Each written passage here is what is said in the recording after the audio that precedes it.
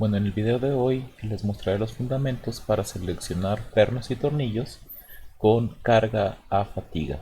Bueno, en la fatiga interviene la tensión fluctuante, como ya lo hemos visto. Cuando el perno se carga de manera externa, esta carga externa puede tener una fluctuación y esta fluctuación a su vez induce una fluctuación en la tensión en los tornillos y pernos, ¿ok? Por lo común acompañada de una flexión. Acuérdense que esta flexión ocurría cuando las caras en las cuales sienta la cabeza del tornillo y la tuerca no son paralelas y por lo tanto al apretar el tornillo induce un giro en estas bases y por lo tanto los tornillos se flexan, ¿de acuerdo? Bueno, tomando en cuenta el factor de concentración por fatiga KF, ¿sí? Se tienen en cuenta dos cosas importantes. Una es la resistencia, ¿sí? Que va relacionada con la dureza, ¿sí? O con el grado, ya sea un grado SAI para roscas en pulgadas o unas roscas ISO para roscas en milímetros, ¿de acuerdo? Y por otro lado, el proceso de manufactura. Si se fijan, tenemos dos procesos de manufactura: cuerdas roladas y cuerdas cortadas. Los dos procesos son los más comunes para la fabricación de tornillos.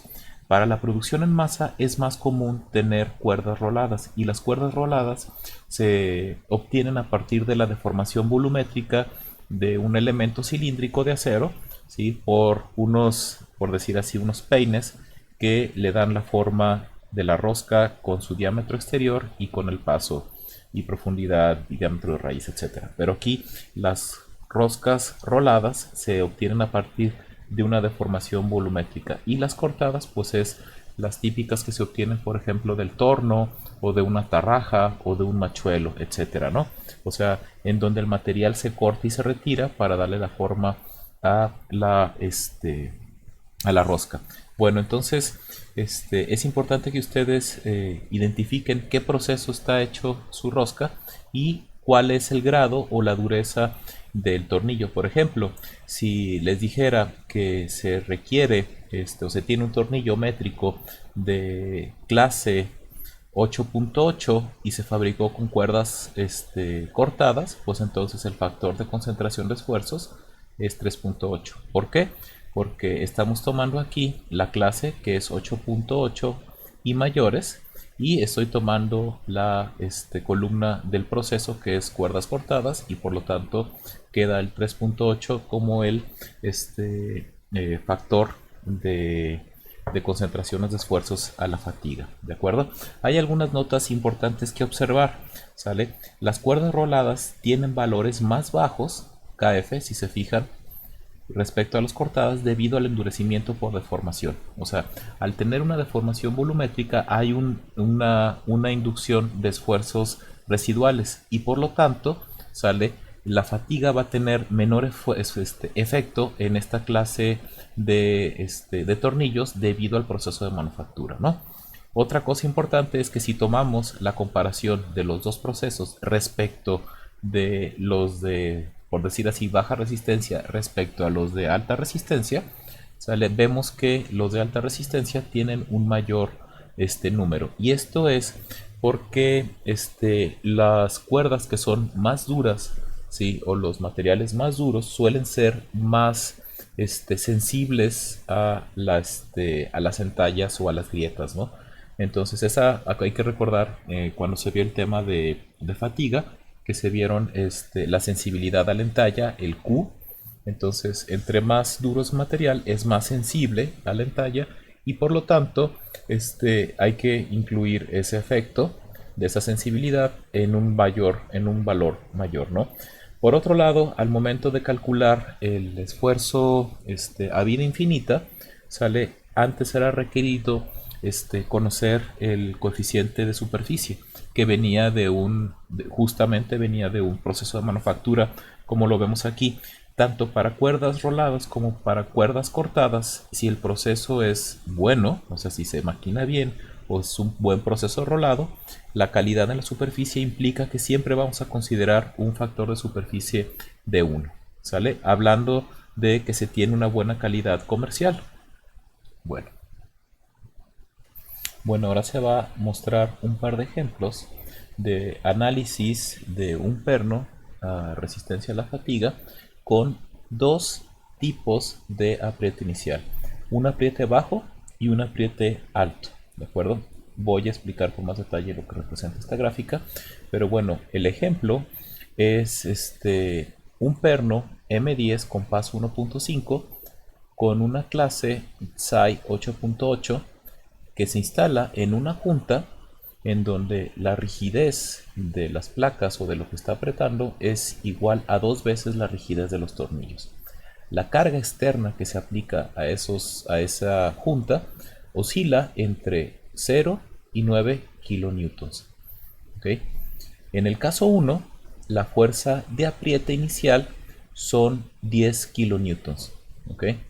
Entonces aquí nos dice, cada vez que se aplica la carga externa, aumenta la fuerza en el perno hasta 13 kilonewtons y disminuye la fuerza de sujeción hasta 4 kilonewtons. Es claro que la suma de ambos es igual a Fe. Bueno, justamente esto lo vamos a comprobar a continuación. Fíjense bien. Entonces, nos está diciendo que nuestra fuerza externa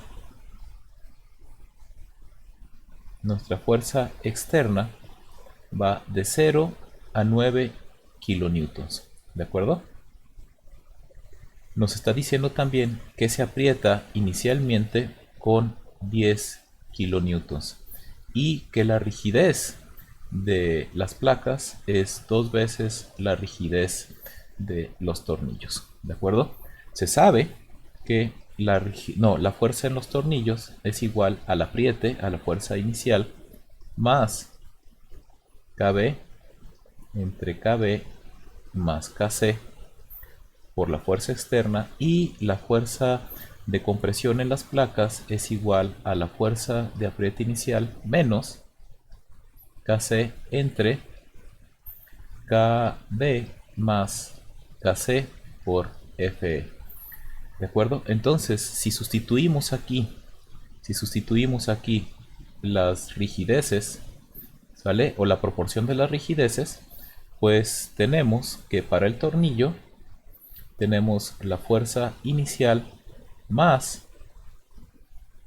KB entre KB más 2KB por Fe, y Fc es igual, bueno, ahorita lo voy a hacer, esto voy a terminar primero esto, entonces Fb es igual a Fi, ¿sí? Más un tercio de Fe, y acá Fi menos 2 tercios de Fe. Entonces ya tenemos, debido a las rigideces, cómo varían las fuerzas. Entonces, nos está diciendo que en este primer caso, que es caso 1, la fuerza inicial de apriete son 10 kilonewtons. Entonces hay que sustituir aquí. Vamos a ver. Fb entonces son 10 kilonewtons, ¿sí? Más un tercio de la fuerza externa, que llega de 0 a 9. Entonces tomamos el valor crítico, el valor máximo, y Fc es igual a 10 kilonewtons menos 2 tercios de la fuerza externa. Si hacemos las cuentas, ahorita pongo pausa, hacer las cuentas, vemos cuánto nos da. Bueno, el primero está muy fácil.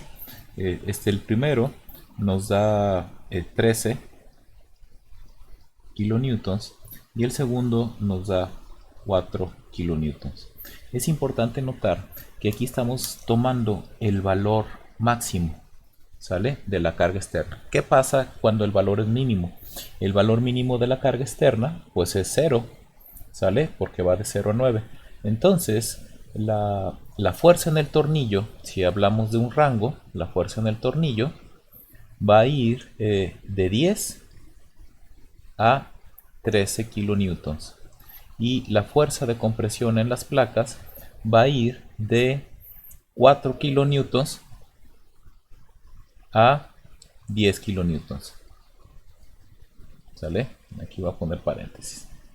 ¿Queda claro? Entonces es importante notar que la variación de la fuerza externa pues induce una variación en la tensión del tornillo y una variación en la compresión de las placas. Y justamente esto que acabamos de obtener pues es justo lo que vemos en nuestra primera gráfica. ¿Sale? En donde estamos viendo aquí la carga variable, que es la carga externa, que va de 0 a 9, y tenemos nuestra variación de la fuerza del tornillo, que va de 10 a 13, y la de las placas, que es una línea punteada, que va de 10 a 4. ¿Sale? Claro está, cuando la carga externa llega a su máximo, pues tenemos el máximo de tensión en el tornillo y el mínimo de compresión en las placas. Cuando la fuerza externa se reduce hasta 0, pues entonces el tornillo baja su tensión a 10 y las placas baja sube su compresión, ¿sí?, a 10. ¿De acuerdo? Y esto es un ciclo repetitivo. Justamente en el primer caso, como lo menciona aquí, ¿sale?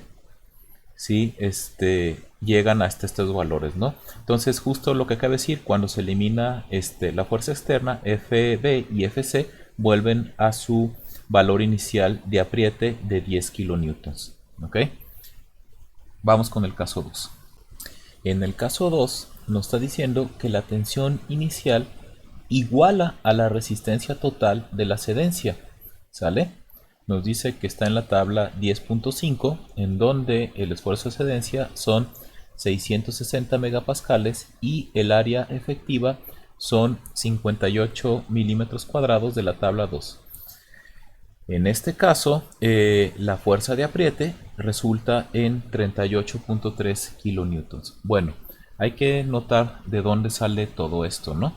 Estoy abriendo las tablas y entonces fíjense, número 1, nos están diciendo que es un grado 8, entonces hay que buscar justamente el grado 8. Entonces aquí tenemos los tamaños. Nos vamos directo a es un métrico grado 8.8. Aquí está. Y nos está diciendo que el esfuerzo de cedencia son 666 megapascales, ¿no? El de prueba son 600 y el de tensión, resistencia a la tensión son 830 megapascales. ¿De acuerdo? Y el área efectiva sale del tamaño de las roscas, ¿sí?, métricas, perdón, estas están acá arriba, y es un M10 en donde el área efectiva sale para un tornillo 58 milímetros cuadrados para rosca gruesa o 61 milímetros cuadrados para rosca fina, ¿no? En este caso tenemos creo que 1.5 es rosca, justamente es rosca gruesa. Entonces de ahí salen estos valores. ¿De dónde sale el 38.3 kilonewtons? Ahorita lo muestro. Aquí ya me adelanté un poco y ya hice las cuentas, justo lo que acabo de decir. Entonces teníamos que el esfuerzo de prueba son 600 megapascales, el esfuerzo de cedencia 660 megapascales y el esfuerzo último 830 megapascales. Habíamos encontrado que para un tornillo de rosca gruesa métrico M10 el área efectiva son 58 milímetros cuadrados. Entonces, si queremos encontrar cuál es la fuerza de apriete a la cedencia, pues entonces utilizamos la fórmula de esfuerzo a tensión. Esfuerzo es igual a fuerza entre área, donde el esfuerzo de cedencia pues nos va a dar una igualdad de una fuerza de cedencia entre el área efectiva. Entonces despejamos de aquí la fuerza de cedencia de esta manera y sustituimos los valores. 660 como el esfuerzo de cedencia por 58 de área efectiva. Las unidades son newton sobre milímetro cuadrado, que es igual a megapascales, y pues el área está en milímetros cuadrados, se eliminan y al multiplicar esto nos da 38.280 newtons, que vienen siendo los 38.3 kilonewtons que estamos apretando el tornillo como una fuerza inicial, asumiendo que lo estamos llevando justo a la cedencia, ¿no? Entonces aquí el apriete inicial está justo en donde el tornillo está o va a experimentar una cedencia, ¿no? Entonces fíjense, en este caso todo el material está sometido a la cedencia. Entonces cualquier alargamiento del perno no aumentará la carga. La reacción resulta en una menor fuerza de sujeción, o sea, de las placas, que termina en 29.3 kilonewtons, asumiendo que la rigidez en el perno es igual a cero, ya que nada hace aumentar la fuerza en el perno. Justamente eso voy a explicar ahorita. Bueno, para entender esto último, fíjense bien. Voy a hacer un poco para arriba. Hay que recordar cómo se comportan los materiales, ¿de acuerdo? Entonces, para eso voy a recordar cuando teníamos la gráfica esfuerzo, deformación unitaria en el acero.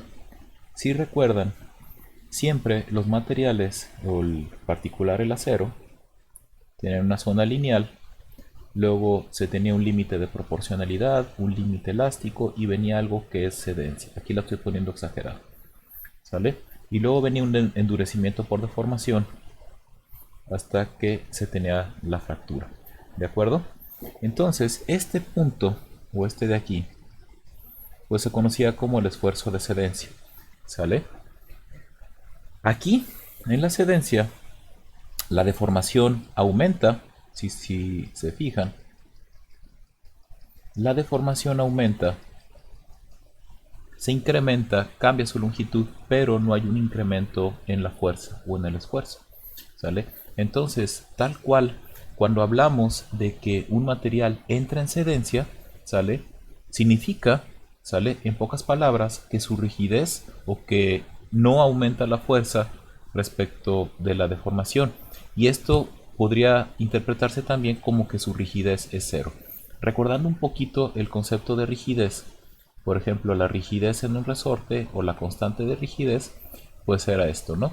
Leyendo lo que esto representa, pues nos está diciendo que es la proporcionalidad de cuánta fuerza implica un cierto desplazamiento, ¿sale?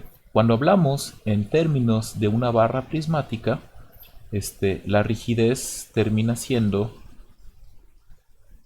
entre L, ¿ok? Por la deformación. Entonces, tal cual, a medida que, que la rigidez se aproxima a cero, pues significa que aumenta o que no representa un incremento de fuerza respecto a un incremento de deformación. Entonces, en pocas palabras, si está en cedencia, podemos asumir que en ese momento o en ese ciclo la rigidez del tornillo es cero. Y entonces, por lo tanto, si tenemos que la rigidez en el tornillo es cero, vamos a ver qué pasaría con Fc, ¿sale? Si teníamos que Fc era igual a la fuerza inicial menos, es Kc entre Kc más Kb por la fuerza externa, ¿sale? En un momento estoy hablando de lo que siente la compresión, ¿no?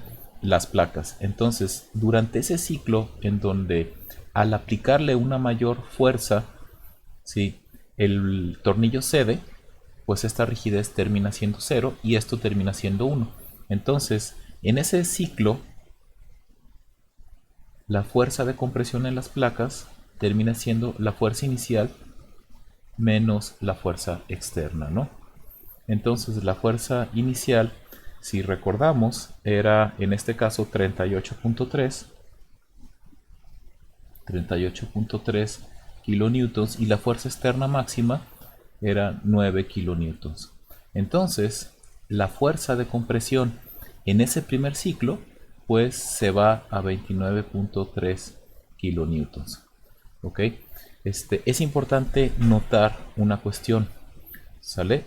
Bueno, ese 29.3 es justo el que tenemos aquí, ¿no? Asumiendo KB igual a 0. Ahora bien, ¿Por qué entra en cedencia? Si recuerdan, el tornillo ya lo teníamos en un esfuerzo de cedencia. Ya estaba justo en el esfuerzo de cedencia. Entonces, cuando le llega la fuerza externa, ¿sí? Y llega a 9, el tornillo ya no aumenta su fuerza. En este momento cede. Entonces, en lugar de aumentar, pues simplemente se estira, ¿no?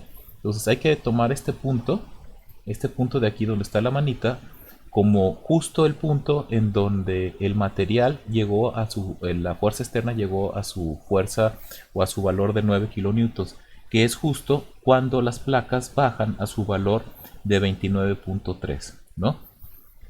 Entonces, ¿qué es lo que sucede con el tornillo? ¿Sale? Al momento de que se retira la carga, o sea que la carga, aquí estamos hablando, vuelve a bajar a cero, pues equivaldría a que ahora en el diagrama, sale de venir para acá, este regresa con una pendiente, ¿sí? Igual a la que tenía antes, sale, y que muestra una deformación permanente, ¿verdad? O una deformación unitaria permanente. Tomando en cuenta que pues esto es una deformación unitaria permanente, ¿no? Entonces, a partir de aquí, el material ya quedó deformado. Si se vuelve a cargar, pues el material va a partir de aquí y ya no va a entrar en cedencia, ¿sí? Entonces esta parte de la cedencia se pierde. Queda claro que en el rango de esos 9 kilonewtons se entiende que se consume toda la cedencia que el material puede soportar. Entonces en el siguiente ciclo el material ya va a trabajar, el tornillo ya va a trabajar otra vez elásticamente, ¿sale? Pero sin embargo, al quedar deformado plásticamente, pues implica, sale una deformación que a su vez implica una pérdida en el apriete, ¿no? Entonces, se sabe que las placas bajaron hasta 29.3 su tensión, pero ahora, ¿cuál va a ser esa nueva fuerza de apriete? Y esto es justo lo que explicaré ahorita. La fuerza nueva de apriete se calcula ahora con el tornillo, ¿sale? Sabemos que aquí la fuerza de apriete pues terminó la compresión en las placas terminó en 29.3, ¿verdad? Entonces, en el siguiente ciclo ya la rigidez ya no es cero. Entonces podemos utilizar la ecuación que teníamos anterior, ¿sale? Por lo menos la de 2/3. Esta nueva fuerza de apriete que teníamos, o esta proporción, ya no va a servir, ¿no? Bueno, esto era del caso anterior. Entonces, al fin de cuentas, si tenemos la ecuación, perdón, voy a cambiar de color. Si tenemos la ecuación Fc, pues teníamos que era la fuerza inicial menos 2/3 la fuerza externa, ¿sale? Estoy recordando lo que hicimos de acá, ¿sale? La fuerza Fi menos 2/3 de la fuerza externa, ¿no? Está tomando esta proporción porque en el siguiente ciclo la rigidez del tornillo ya toma en cuenta. Claro está, a partir de una deformación plástica permanente, pero el resorte, el tornillo ya obtuvo su elasticidad.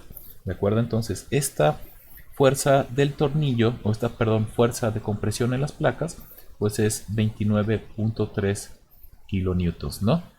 Y la fuerza externa, pues es la sustituida que teníamos, que eran los 9 kilonewtons en el siguiente ciclo. Entonces, ¿cuál será la fuerza inicial de apriete? Entonces, la fuerza inicial de apriete son los 29.3 kilonewtons que tenemos como la fuerza de compresión, más 2/3 de la fuerza externa, que son los 9 kilonewtons. Entonces, la fuerza inicial cuando se retira la carga, ¿sale? Termina siendo en 29.3 más 2/3 por 9. Y de ahí nos dan 35.3 kilonewtons. Este valor es la nueva fuerza de apriete. Quiere decir que de tener 38.3 debido a la cedencia del tornillo, nuestra fuerza de apriete pues se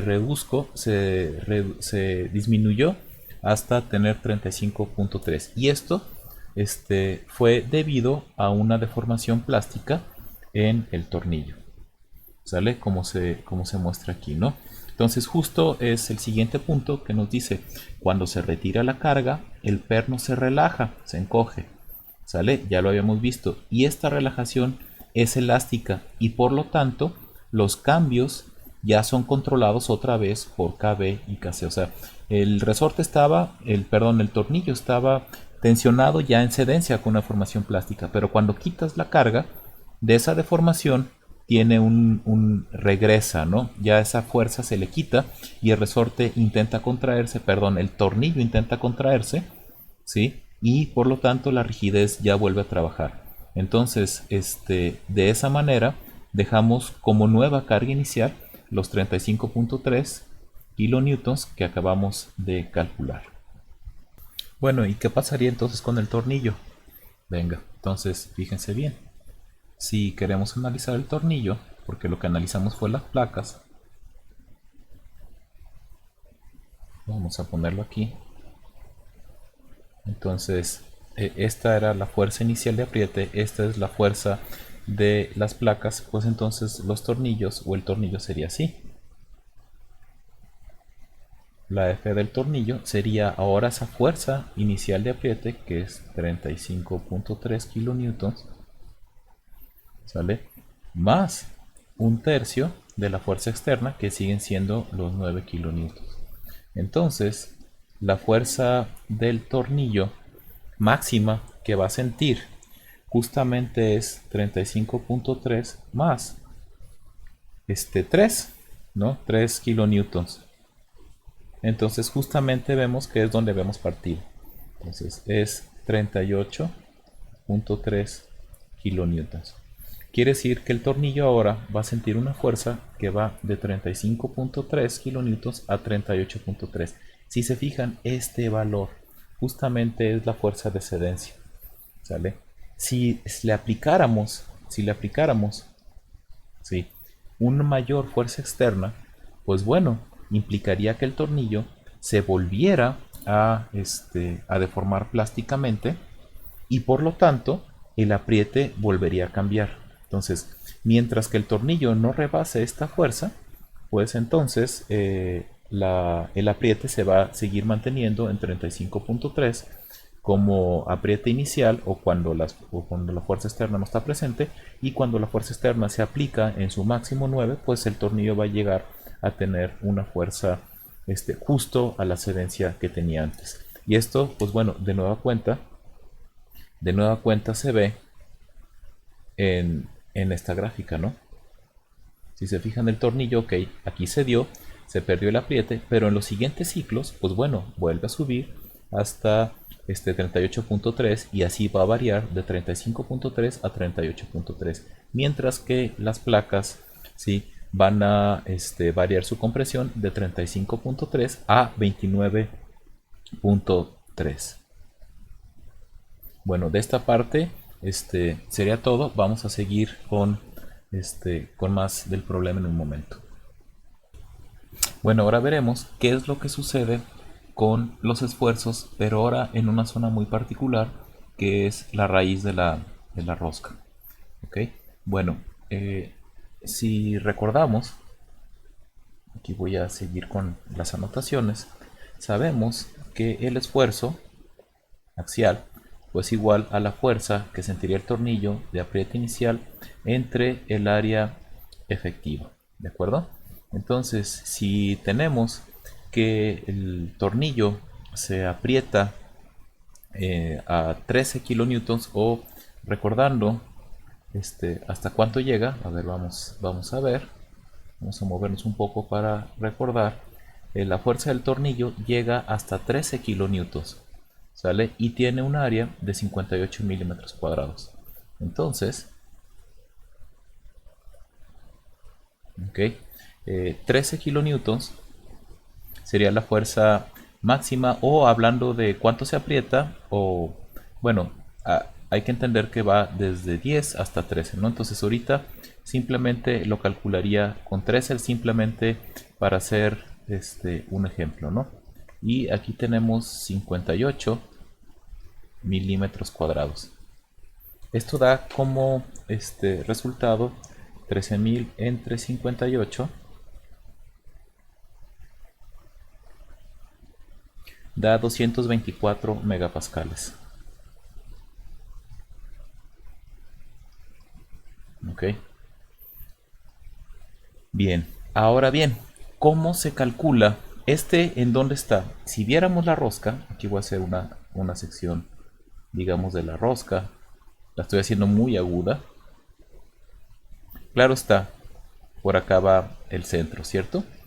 Entonces, ¿en dónde está este esfuerzo? ¿Este esfuerzo qué representa? Representa el promedio en toda la sección transversal. ¿Sí? Todo esto, en donde toda la sección transversal del tornillo, pues es el área efectiva. ¿De acuerdo? Entonces, este valor del esfuerzo que calculas con la fuerza entre el área efectiva, pues viene siendo el valor promedio de esfuerzo axial en el tornillo. Sin embargo, ¿cómo calcular el esfuerzo en la zona de concentración de esfuerzos en donde tenemos la raíz, ¿cierto? En donde de seguro va a haber una concentración de esfuerzos. Este esfuerzo tal cual se calcula como la fuerza entre el área efectiva por el coeficiente de concentración de esfuerzos. Y este en particular es el esfuerzo que hay en estas zonas. En las zonas donde tenemos la raíz o donde tenemos una concentración de esfuerzos. Y básicamente eso es lo que nos está diciendo este primer punto. El esfuerzo en la raíz se calcula como el esfuerzo FI KF entre AT, tomando un KF para una cuerda rolada. Si recuerdan, en este problema el KF lo tomamos de acuerdo a a la clase, ¿sí? Como 3. Ok, podemos verificarlo. KF. Uy, ya no me acuerdo dónde quedó. Pero si no, lo podemos checar en dónde. En la tabla.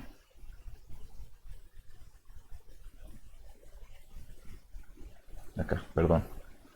En la tabla en donde es lo primero que checamos de fatiga, ¿no? Aquí está.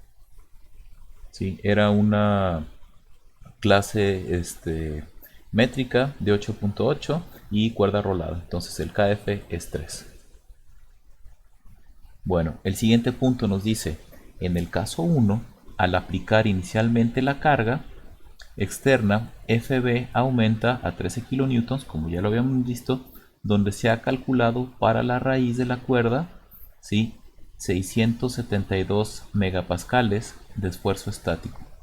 La poca cedencia reduce este esfuerzo a 660 megapascales. La reducción elástica en el esfuerzo cuando FB se reduce a 10 kN, se retira la carga y termina siendo esa reducción de 155 megapascales. A ver, vamos a desglosar esto. Bueno, entonces, ¿qué es lo que sucede aquí? Fíjense bien.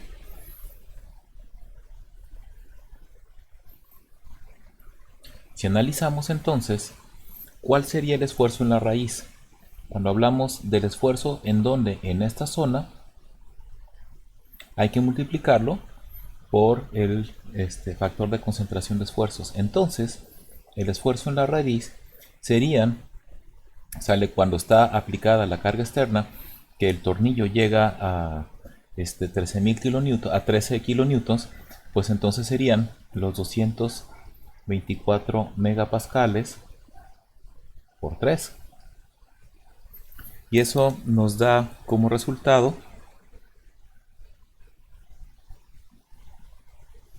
672 megapascales. ¿Ok? Hay que recordar, bueno, aquí observamos que este valor del esfuerzo, para empezar, es mayor que el valor del esfuerzo de cedencia, que eran 660 megapascales.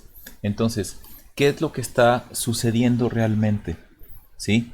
Toda la zona promedio o toda la sección transversal está en este valor de esfuerzo, ¿sí? En 224. Pero solamente en la raíz llegamos a un valor teórico de 272. ¿Sale? En realidad, ese valor teórico es solamente teórico, dado que en todo el resto de la sección no estamos teniendo cedencia. Entonces en realidad solamente existe una cedencia localizada aquí, ¿sale? En donde el material se termina estirando, termina cediendo localizadamente, pero cuando se quita la carga, esta zona queda con un esfuerzo a compresión. Entonces, en el siguiente ciclo de carga, ¿sí?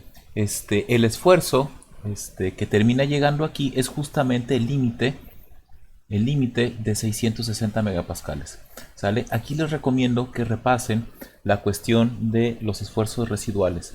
Entonces, ¿sale? Si nos regresamos a esto, pues de ahí vemos por qué en el esfuerzo para la raíz salen los 672 megapascales, ¿no? Y la poca cedencia reduce este esfuerzo a 660.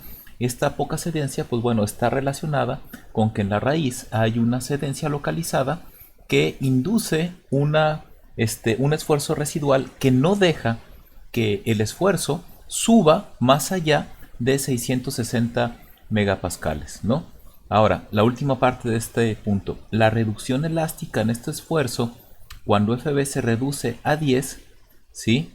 Termina siendo esta, y de ahí donde van a salir los 517 megapascales. ¿Qué pasa cuando el esfuerzo se reduce a 10? Entonces, aquí calculamos el esfuerzo. Perdón, vamos a cambiar de color para seguir un orden. El esfuerzo con 10.000 newtons o 10 kilonewtons entre 58 milímetros cuadrados, y eso lo multiplicamos por 3, que es el factor de concentración de esfuerzos, ¿no?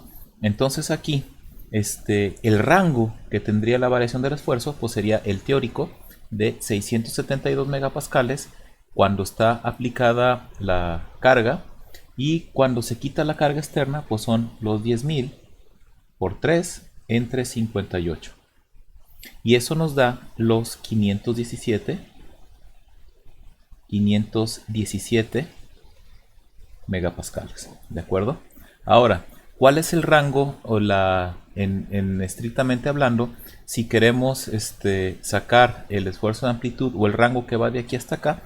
Pues son los 672 menos los 517, ¿sí? Los 672 megapascales menos los 517 megapascales dan como resultado los 155 megapascales. ¿Sale? Ahorita vamos a ver para qué se utiliza esta variación. Entonces, justamente la variación entre el esfuerzo máximo y el esfuerzo mínimo en el tornillo son justamente los 155 megapascales.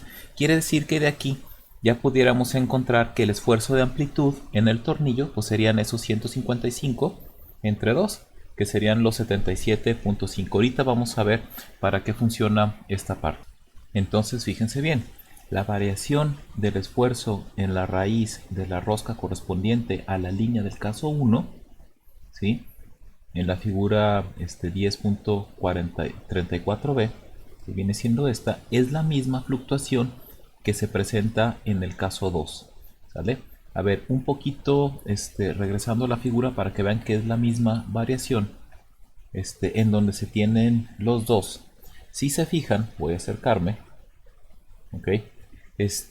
La variación en el tornillo es justamente de la fuerza de apriete justo hasta 3 kilonewtons más, si se fijan, ¿sale? Entonces va de 35.3 a 38.3 el tornillo, su variación, ¿sale? Y en el caso del caso 1, la fuerza de apriete inicial era 10 y este tornillo llegaba hasta 13, ¿sale? Entonces, en ambos casos, la variación en el esfuerzo y en la fuerza, pues va a ser el mismo, ¿no?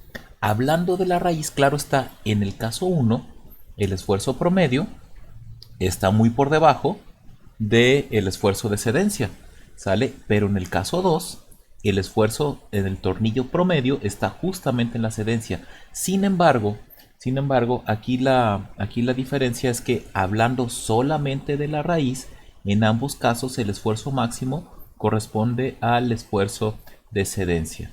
¿De acuerdo? ¿Por qué en ambos casos hay cedencia? Porque, bueno, como ya lo había mencionado, ¿sí? En la raíz, debido a la concentración del esfuerzo, pues vamos a alcanzar la cedencia siempre, ¿sale? Aunque en nuestro valor promedio del resto del tornillo, pues estemos muy por debajo del esfuerzo de cedencia, ¿no? Entonces, en ambos casos, tanto el caso 1 como en el caso 2, en la raíz, ¿sale? Llegamos al esfuerzo de cedencia y ese es el esfuerzo de cedencia máximo hasta que todo el tornillo entra en cedencia. Si se fijan, en el caso 1, no, en el caso 2, ¿sale? Aquí hubo una cedencia macroscópica que hizo que el tornillo se deformara plásticamente y por lo tanto perdiera un apriete.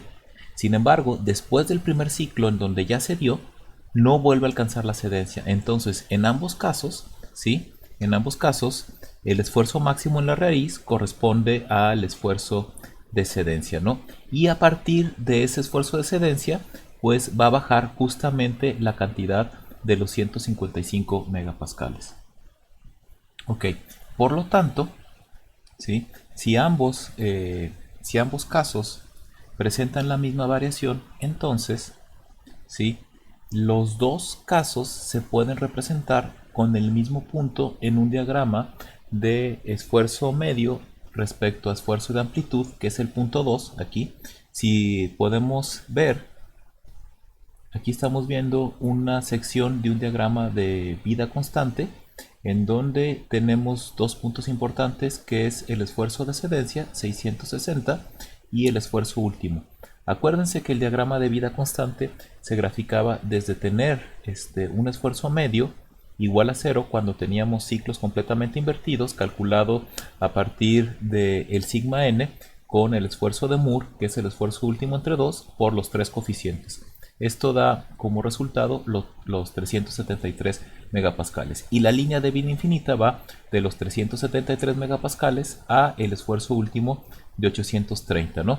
Esta línea que se ve aquí en azul es la que va del esfuerzo de cedencia al esfuerzo de cedencia acá arriba, que no se nota. Aquí la cuestión, o lo que nos quiere decir justamente este punto, ¿sí? Es que tanto el caso que teníamos aquí, el caso 2, en donde se apretaba hasta el esfuerzo de cedencia y que presentaba una cedencia macroscópica que lo aflojaba, o el caso 1, en donde se tenía con un apriete inicial de 10 kilonewtons. En ambos casos el esfuerzo de cedencia, el esfuerzo de amplitud, pues termina siendo los 155 que calculamos acá. A ver, estos estaban acá, los 155 entre 2. Entonces, si representamos el esfuerzo de amplitud, justamente en los dos casos, tanto en el caso 1 como en el caso 2, el esfuerzo de amplitud es justamente los 75, los 155 entre 2, que dan los, 77.5 megapascales. Y este es el esfuerzo de amplitud. Y en ambos casos se tiene el mismo esfuerzo de amplitud. Por eso estamos diciendo que en los dos casos, voy a regresarme a la diapositiva, en los dos casos del punto 2, donde tenemos sigma A igual a 77, pues corresponde para el caso 1 como para el caso 2. Entonces fíjense bien, el punto 2 de la figura 10.34c, que es esta, representa cualquier valor de tensión inicial entre 10 y 38 kilonewtons. Si la tensión inicial sobrepasa los 12.8 kilonewtons, el esfuerzo en la raíz de la rosca alcanza el punto 1 con el apriete inicial. El punto 1 justamente es el esfuerzo de cedencia sin ninguna amplitud, ¿de acuerdo? O sea, sin necesidad de que exista una fuerza externa. O sea, en este caso el punto 1 es cuando no hay fuerza externa, ¿sí? Que solamente existe el apriete inicial, alcanza el punto 1 la cedencia. Y pues bueno, ¿de dónde sale ese 12.8 que se está mencionando? Pues viene de aquí. Entonces, estamos hablando que queremos encontrar justamente, tenemos el esfuerzo, tenemos la fuerza inicial, el factor de concentración de esfuerzos y el área efectiva, ¿no? Entonces, si no hay, si el esfuerzo de amplitud es igual a cero, ¿sale? Quiere decir que tenemos una carga estática, ¿no? Entonces, desde ahí estamos hablando de que estamos justamente en esta línea horizontal, ¿ok? Entonces, eso significa que estemos en carga estática, o sea, no hay carga de variación, no hay carga externa, y por lo tanto, la fuerza B pues termina siendo igual a la fuerza inicial menos un tercio, pero aquí la fuerza externa es cero. No hay fuerza externa, entonces este término pela. Entonces, por lo tanto, la fuerza del tornillo pues justamente es la fuerza inicial. Y bueno, ¿qué carga inicial tendríamos o se tendría que tener como mínima para que se alcance el esfuerzo de cedencia en la raíz? Pues justamente sale de aquí, ¿no? De despejar FI. Entonces tenemos que el esfuerzo de cedencia por AT entre KF. El esfuerzo de excedencia para este material son 660 megapascales. ¿Sale? El AT son 58 milímetros cuadrados y el factor de concentración de esfuerzos es 3, ¿no? Entonces hay que recordar que los megapascales son newton entre milímetro cuadrado. Entonces el milímetro cuadrado con el milímetro cuadrado del área se eliminarían. Entonces son 660 por 58 entre 3. Y de ahí pues nos da los 12.000, nos da 12.760 newtons, que son los 12.8 ya redondeados kilonewtons, que creo nos está mostrando aquí el ejemplo, ¿no? Entonces justamente este inciso habla de que sin importar qué tensión tengamos, o sea, tensión inicial, si hablamos de la tensión inicial, pues desde los 12.8 en la raíz estaríamos llegando a la cedencia. Bueno, el punto 3 muestra el esfuerzo en la raíz de la cuerda después de que se deja de actuar la fuerza externa y salen 517 megapascales. La diferencia entre los puntos 1 y 3 la ocasiona la cedencia del perno cuando se aplica por primera vez la fuerza externa. Cuando la máquina inicia nuevamente en la raíz de la cuerda, pasa del punto 3 al punto 2, ya cuando tenemos un esfuerzo de amplitud. Ahora, el punto 3, ¿qué representa? Pues básicamente esos 517 representan el esfuerzo en la raíz cuando tenemos los 10 kilonewtons. Hay que tomar en cuenta que el punto 2, el punto 1 que se analizó aquí, es esos 12.8, es como quien dice la fuerza mínima, de apriete, en el cual a partir de ahí vamos a tener cedencia en la raíz o vamos a alcanzar el esfuerzo de cedencia, ¿sale? Pero en realidad la fuerza de 12.8 inicial no se está aplicando. En nuestro ejemplo, en el caso, por ejemplo, 1, ¿sí? La fuerza de apriete inicial son 10 kilonewtons. Entonces, si la fuerza inicial de apriete son 10 kilonewtons, ¿cuál sería el esfuerzo en la raíz? Entonces, pues básicamente sería aplicar lo mismo que hicimos hace un momento, pero ahora tomando en cuenta el esfuerzo. Entonces, si sacamos el esfuerzo, va a ser la fuerza inicial por KF, ¿sale?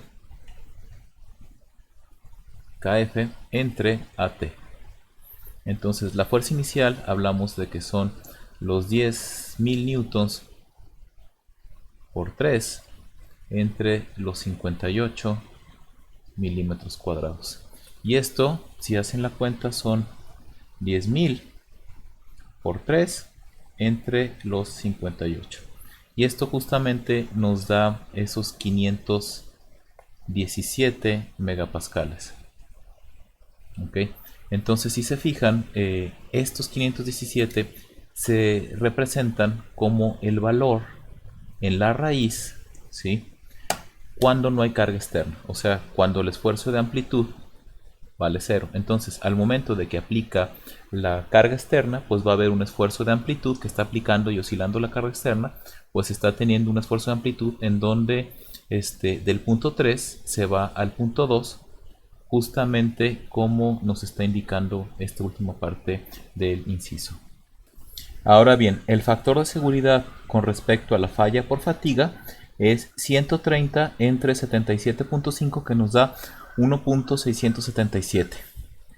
Debido a que una sobrecarga hasta provocar la falla tendría que aumentar el esfuerzo alternante a 130 megapascales, que es el punto 4. Bueno, esto se explica aquí mismo. Bueno, para entender esta parte hay que recordar que esta línea que estoy siguiendo con la mano, ¿sí? Azul, ¿sí? Que viene hasta acá, representa la vida infinita, ¿sale? Y esta línea que estoy siguiendo con la mano representa, ¿sí? El no tener un esfuerzo de cedencia, una deformación plástica que no supera el esfuerzo de cedencia. ¿De acuerdo? Entonces, si ahora vemos la línea azul que sigue aquí y justo en el punto 4 quiebra, si estamos en la línea azul o por debajo de la línea azul, o sea, en esta área, quiere decir que vamos a tener vida infinita y no vamos a tener deformación plástica, o sea, no vamos a superar el esfuerzo de cedencia. ¿De acuerdo? Entonces, si hablamos de que en esta condición de operación de los 9 kilonewtons variables nos está dando un esfuerzo de amplitud de 77, pues realmente podemos recorrer esa fuerza, podemos caminar hasta aquí, justo hasta llegar a este punto en donde tendremos justamente aquí el límite de cedencia y vida infinita. ¿De acuerdo? Y por lo tanto, este punto 4 vendría siendo el esfuerzo de amplitud máximo que nos daría una vida infinita justamente antes de tener cedencia. ¿De acuerdo? Entonces, de ahí, o sea, este punto se obtiene en el cruce entre la vida infinita y la línea de cedencia. Checamos que se sale 130 gráficamente y entonces, por decirlo así, pues al estar operando con 77.5, 130 entre 77.5 justamente nos está dando ese factor de seguridad. Entonces, para tener una falla por fatiga, ¿sí? O sea, para tener una vida menor, pues tendríamos que aumentar el esfuerzo de amplitud de 77 hasta 130. ¿De acuerdo? Bueno, entonces pudieran preguntarse, bueno, ¿por qué no seguir subiendo por acá y tener un esfuerzo de amplitud mayor? Se puede, cierto, sí se puede. Sin embargo, hay que ver qué representaría que nos movamos para esta zona, ¿no? Si nos movemos para esta zona, ¿sale? Va a implicar que vamos a tener un esfuerzo medio, ¿sí? Muy pequeño, un esfuerzo medio muy pequeño y un esfuerzo de amplitud muy grande. Y esto gráficamente, ¿cómo se vería? Si tenemos un esfuerzo de amplitud muy grande y un esfuerzo medio muy pequeño, significa que en el diagrama de vida constante, o sea, si hablamos de, perdón, dejen tratar de hacerlo un poco mejor. Ahí está una línea, ahí está, me quedó más o menos. Entonces, aquí tengo el esfuerzo de amplitud y aquí tengo el esfuerzo medio. Entonces, un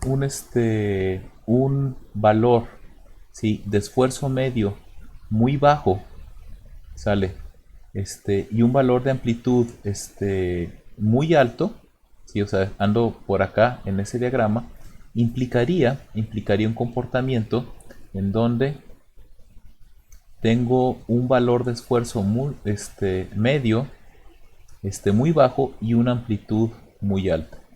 ¿Sale? ¿Esto qué implica? Pues implica que va a haber zonas en donde el tornillo, en lugar de estar a tensión, va a estar a compresión. Y eso no es posible. Entonces, como ya lo habíamos explicado, realmente si tenemos una curva aquí en este comportamiento en donde el esfuerzo amplitud es igual al esfuerzo medio, en un comportamiento así donde sigma es igual a sigma m, en un comportamiento así, la gráfica que tendríamos sería tocando, que en un punto el esfuerzo mínimo va a ser justamente cero. Entonces, nuestro límite para empezar aquí en el funcionamiento de los tornillos justamente es una recta a 45 grados, ¿de acuerdo? Ahora bien, estamos hablando aquí, ¿sí? De que el esfuerzo, perdón, aquí va a ser cero y va a llegar a un esfuerzo máximo en donde pues justamente el esfuerzo medio pues es igual al esfuerzo de amplitud, ¿no? Entonces, este es el comportamiento. Entonces, por lo tanto, número 1, no nos podemos venir para esta zona porque nos saldríamos de la forma de trabajo de los tornillos. Entonces, estamos hablando que aquí pues trabajaríamos solamente con una línea a 45 grados, ¿no? Entonces, todavía queda este tramo de explicar, ¿no? Entonces, aquí hay que tomar en cuenta que la falla por fatiga va a ocurrir justamente, ¿sale? En donde hay cedencia. Entonces, estamos trabajando justamente en donde va a haber cedencia. Entonces, a partir del punto 4, o si nos vamos al revés, antes de llegar al punto 4, en esta zona, ¿sale? Por la combinación del esfuerzo medio y el esfuerzo de amplitud, no vamos a tener cedencia. Entonces, esta zona no nos interesa, ¿sale? ¿Por qué? Porque, pues bueno, no vamos a tener, no va a haber cedencia y por lo tanto pues va a haber vida infinita en una combinación mucho menor a tener una cedencia, ¿no? Entonces, en la rosca o en la base de la raíz, ¿sí? En la raíz es donde vamos a tener concentración de esfuerzos y por lo tanto una cedencia debido a ese factor de concentración, y entonces justamente a partir de aquí es donde nos interesa trabajar, ¿no? Si nos movemos para acá, o sea, nos vamos muy horizontal, ¿vale? Significa un esfuerzo medio muy alto, ¿sale? Un esfuerzo medio muy alto, ¿sí? Y un esfuerzo de amplitud muy pequeño. Si estamos en esta línea, ¿sale? Hay que pensar en lo siguiente, fíjense bien. Si estamos en esa línea en donde el esfuerzo toca la cedencia, está tocando la cedencia, entonces estamos trabajando en algo así, ¿no? En donde es un esfuerzo medio muy alto, ¿sí? Y un esfuerzo de amplitud tentativamente pequeño, ¿sale? Sin embargo, este punto, ¿sí? Máximo no rebasa el esfuerzo de cedencia. Eso significa, ¿sí? Que estamos sobre esta línea, ¿no? Entonces, al momento de que nos pasamos para acá, ¿sale? Pues entonces lo que termina sucediendo es que sigue estando, por decir así, un esfuerzo medio alto, pero la oscilación y una amplitud a lo mejor un poco más grande, pero ya el esfuerzo que llega aquí ya queda por debajo del esfuerzo de cedencia. Entonces, es importante aquí aclarar que lo que estamos analizando es la raíz, ¿no? Entonces es muy fácil llegar a la cedencia en la raíz debido al factor de concentración de esfuerzos, ¿no? Y sabemos que a medida de que el tornillo, el esfuerzo general del tornillo no rebase la cedencia, pues realmente en esa raíz nunca vamos a rebasar ese esfuerzo de cedencia. Ahora bien, ¿Qué pasa si nos seguimos con la línea de cedencia? O sea, seguimos para acá y seguimos teniendo cedencia. Bueno, si nos pasamos del punto 4 para este lado, pues entonces tenemos cedencia, pero dejamos de tener vida infinita porque nuestra línea de vida infinita queda por debajo. Otra forma de ver que el punto o esta línea no rebasa la cedencia puede ser esta. Fíjense bien, voy a hacer un pequeño corte de esta zona para llevármela a poder editar, ¿sale? Y me la voy a llevar justamente a lo que teníamos acá. Ok, bueno, voy a ponerla acá y voy a hacerlo un poco más grande. Bien, entonces fíjense bien, vamos a ver esta línea lo que representa. Más o menos, aquí, ¿qué valores? Perdón, aquí por esto que salió. Vamos a ver cuánto les gusta que fuera este valor. ¿Sale? Este valor, si estamos hablando de que aquí son, no sé, como aquí son 500, este punto representa 500, más o menos aquí, como por la mitad, pues representarían los 550. Entonces anda como por los 580 más o menos. Entonces este punto de aquí, aproxe 580 megapascales. Ese 580 megapascales representa un esfuerzo medio, y ese esfuerzo medio le corresponde un esfuerzo de amplitud de 77 megapascales. Entonces, si sacamos el esfuerzo máximo es el esfuerzo medio más un esfuerzo de amplitud. Entonces son los 580 megapascales, ¿sale? Más los 77 megapascales. Esto nos termina dando 550, no, 580 más 77 nos termina dando aproximadamente los 660 megapascales. ¿Se fijan? Que es nuestro esfuerzo de excedencia. Entonces, cuando estamos operando por esta línea, ¿sí?, la combinación de sigma m con sigma a va a ocasionar un esfuerzo máximo justo del esfuerzo de excedencia. Y como en nuestra raíz siempre vamos a tener este valor de esfuerzo real, porque este esfuerzo real, porque realmente la raíz no va a aumentar este esfuerzo hasta que todo el tornillo, ¿sí?, entre en excedencia. Entonces, mientras el esfuerzo promedio, como lo mencionábamos por acá, mientras el esfuerzo promedio esté en un valor muy por debajo de la cedencia, en la raíz, aunque se supere la cedencia, en la realidad teórica, en la realidad nunca va a separar, nunca se va a llegar a superar el valor de 660. Entonces, siempre como esfuerzo máximo en la raíz, justamente vamos a tener los 660 megapascales, ¿no? Incluso habría que ver un poco el concepto de esfuerzo residual, ¿no?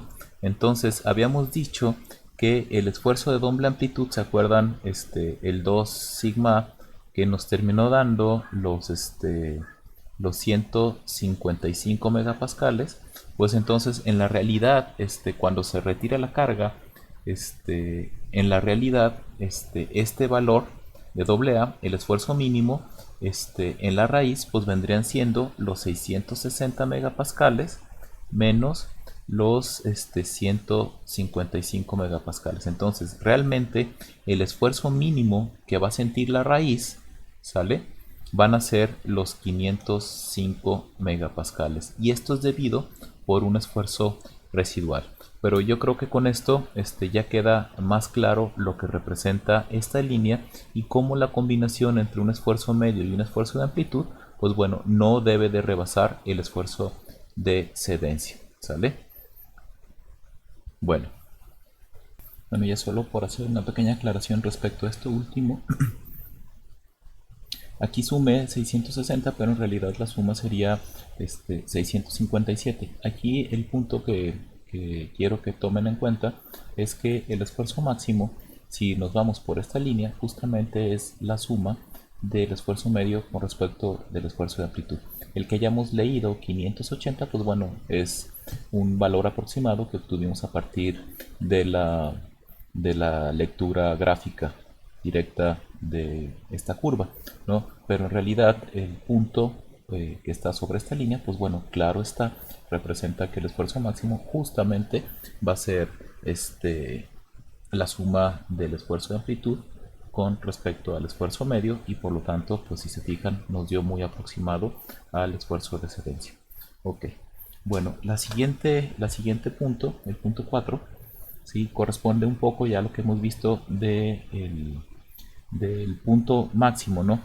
El punto 4 corresponde a una fluctuación de la carga externa entre 0 y el factor de seguridad que habíamos calculado por 9, que da 15.09, ¿no? Entonces aquí lo único que nos está diciendo este párrafo es que estamos recorriéndonos, como ya lo vimos, hasta el valor máximo en donde tenemos excedencia, ¿sí? Y además tenemos vida infinita, ¿no? Entonces este valor máximo justamente corresponde a 15.09. Aquí nomás la cuestión es que por la cuestión de las rigideces se separan antes. En 15 kilonewtons ya se separaron, entonces realmente este valor nunca lo vamos a alcanzar porque, pues bueno, ya ahí nuestra funcionalidad del cierre pues se perdería porque ya no habría apriete, ¿no? En el caso 2, la fuerza de sujeción quedaría en 28.3, como ya lo habíamos visto, ¿no? Si nos regresamos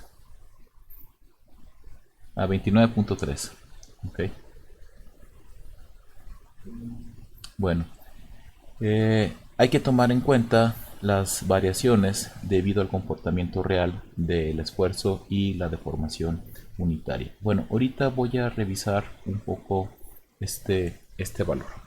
Bueno, este valor, ya vi, este valor sale, fíjense bien, este valor sale de la fuerza de apriete, ¿no? Habíamos visto aquí que la fuerza de apriete, perdón, es acá, a ver, déjenme ver, voy a hacer un poco más chico. Aquí vimos, ¿no? La fuerza de apriete, aquí está, de las placas es 2/3 de Fe y 1/3, ¿no? Entonces,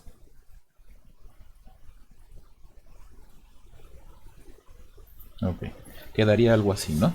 Entonces, si quisiéramos calcular, estamos viendo que en esta parte nos están diciendo justamente que las placas justamente se separan en 15. Entonces, realmente la fuerza máxima que puede aguantar, sí, que puede aguantar ese cierre, pues son justamente de fuerza, de una fuerza inicial de 15, ¿no? De una fuerza externa de 15 kilonewtons. Entonces, si agarramos cuánto quedaría la fuerza de apriete, quedaríamos que la fuerza inicial, quedamos que eran, en el segundo caso, habíamos visto que era 35.3 kilonewtons, 35.3 kilonewtons, ¿verdad?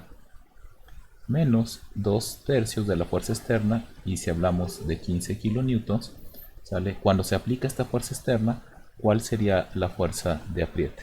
Entonces, calculando eso, quedan 35.3 menos 2/3 de 15 kilonewtons. Y esto de aquí nos da justamente 25.3.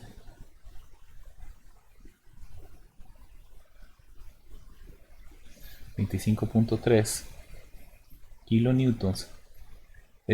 Si tomamos en cuenta, esta fue la fuerza real. Si tomamos en cuenta la que se inició, que eran 38.3 kilonewtons, menos 2/3 por 15 kilonewtons, esta fuerza termina en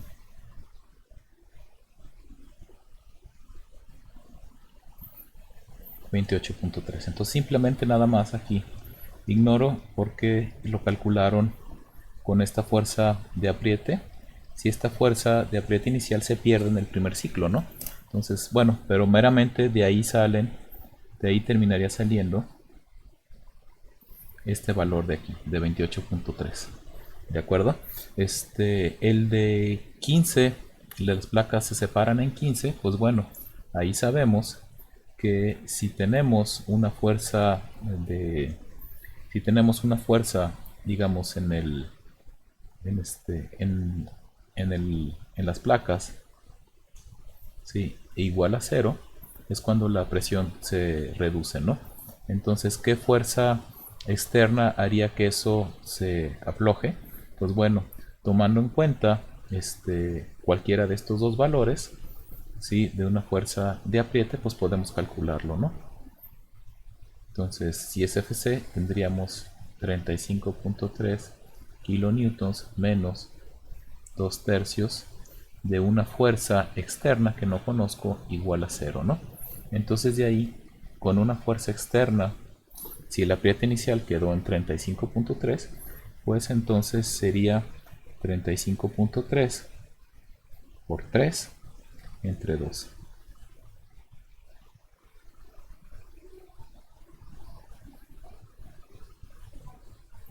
Aquí me daría 52.95 kilonewtons. Y de acá, si tomo en cuenta una fuerza de apriete, pues me daría 38.3 por 3 entre 2 me daría 57, ¿no? 0.45 kilonewtons.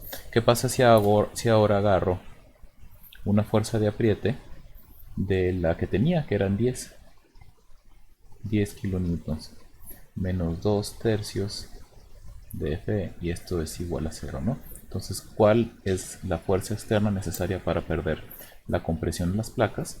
Pues es 10 por 3 entre 2, ¿no? De ahí salen los 15 kilonewtons, ¿no? Entonces, aquí simplemente todas estas son válidas tomando en cuenta pues diferentes fuerzas de apriete inicial, ¿no?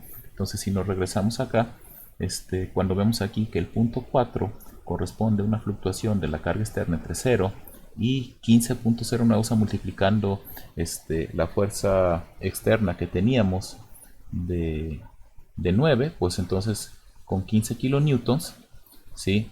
15.09, llegaríamos a este punto, ¿no? Sin embargo, en el caso 1, pues las placas se separan se separan en 15 kilonewtons, ¿sí? Y en el caso 2 sale, pues como lo vimos aquí, las placas se separarían con una fuerza externa de estas dos. Yo me optaría por, obviamente, reportar esta de aquí de 35.3, ¿sí? Porque es la fuerza que realmente tendrían las placas una vez que el tornillo se aflojó, ¿no? Entonces, de ahí saldrían los 52.9 de fuerza externa para perder el apriete en las placas, ¿no? Y si se aplican 15 kilonewtons en el caso 2, pues tendríamos una fuerza de 25.3. Tal cual, eso es lo que dice en esta parte. Bueno, ya por último, en la última diapositiva, se muestran ventajas de una tensión inicial alta en el perno.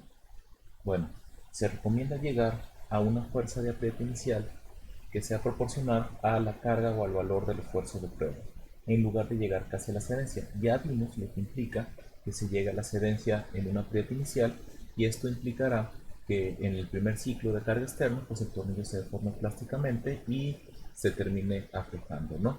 Entonces aquí vienen 3 puntos en donde dice: se reduce la carga dinámica debido a que aumenta el área efectiva de los elementos sujetos. Bueno, esto pues, básicamente viene directamente de esta ecuación. La fuerza inicial pues es igual al esfuerzo respecto al área efectiva. Entonces, si estamos hablando del esfuerzo de prueba para un determinado material, pues bueno, una forma de aumentar esa fuerza de apriete inicial es pues justamente aumentando el área efectiva del tornillo, ¿no?